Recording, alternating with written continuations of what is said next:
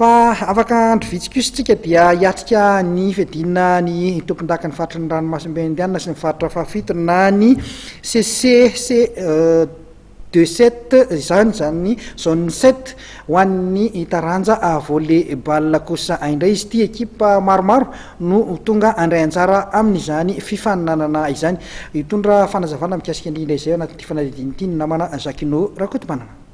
Araky ny efa nahafantarana azy dia i Madagasikara indray no ampetrahany andiany fahinina amby roapolo amin'ny fiadinan'ny amboara ho an'ny ekipa tompon-daka taranja volley-ball aty amin'ny faritra fahafitony Afrika ny 12 ka hatramin'ny 22 febroary ho avy zao etsy amin'ny lapan'ny fanatanjahantena Mahamasina sy etsy mikanja amin'ny tafona Korondrano.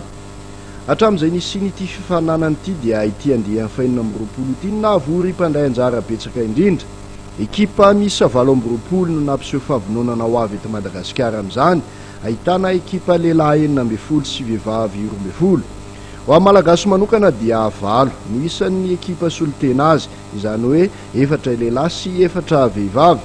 Ho an'ny sikajy lehilahy dia samy handray anjara avokoa ekipan'ny GNVB tompony anaram-boninahitra farany, ny GSA zay ekipa faharoa ny Gendarmerie Pirenena, ny Knapsa volley-ball ary ny Mama volley-ball club. Ekipan'ny Stefoto Bizas Jeune Maman volley-ball VBCD kosa ho an'ny sikajy vehivavy.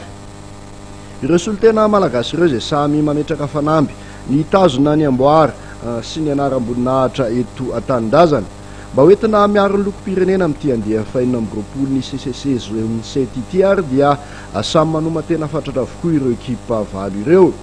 Tsy mitazo-potsiny ihany koa nefa ny mpitatana ny federasiona malagasy ny taranja volley-ball sy ny ministera-pia fa manolotanana azy ireo amin'ny fanomezana azy fotoana anaovana fanazarantena etsy amin'ny lapan'ny fanatanjahantena Mahamasina sy eny amikanja amin'ny tafona Korondrano manomboka tamin'ny herinandro iny.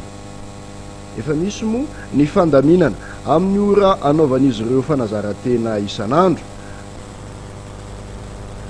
Eo ihany koa ny fanampiana ara-teknika ataon'ny tale teknika nasionaly eo anivon'ny federasiona Razafinjatovo Jean Honoré ho an'ny ekipa tsirairay. Ity DTN ity izay mahatsara ny volley-ball aty amin'ny faritry ny ranomasimbe indiana sy ny faritra fahafitony Afrika.